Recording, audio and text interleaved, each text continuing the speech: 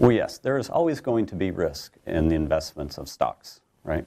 Reward always comes with risk, though, and risk is always going to come with reward in the stock market. However, there are two different ways to invest in stocks to take advantage of that risk. But these are very important differences. Now, the first is you can invest in individual stocks.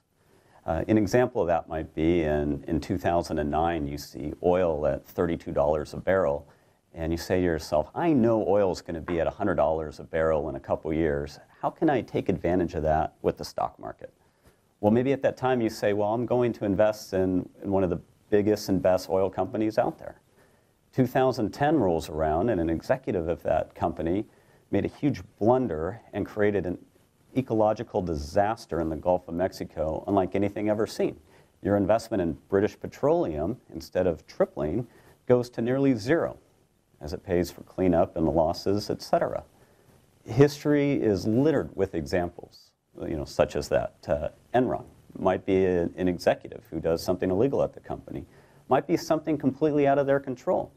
2011, a large earthquake strikes Japan, and Toyota has to shut down its manufacturing facilities for 6 months. Now, there are many ways to invest in the stock market beyond one company at a time approach. You can buy the entire industry of, let's say, 50 oil companies, but why stop there, right? Why not buy the entire market? So now when you do that, and you can do that in a very inexpensive manner, you get the returns of the overall market from your investment, but without accepting any individual or industry-specific risk. Right? The academic evidence will tell us that it is really a no-brainer. But that doesn't mean there won't be ups and downs. So what Dave's talking about is the cost for getting the upside of the overall market is taking on the volatility of the overall stock market.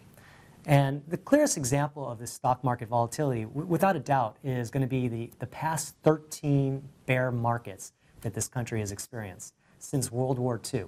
So what we're talking about here is, on average, a bear market about every 5 years, where the wealth of your stock investment was ruined, destroyed by about a third. You lost about a third of your stock market wealth every 5 years.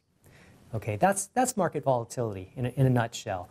And there's always a reward for taking on risk. So what was the reward for taking on all that volatility? So we're talking about 13 bear markets since World War II. So if you had invested $1,000 right after World War II, before the first of those 13 bear markets, how much would it have grown to today?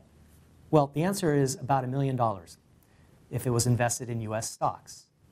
That's the upside, the reward for taking on the volatility of the market. Risk and reward go hand in hand.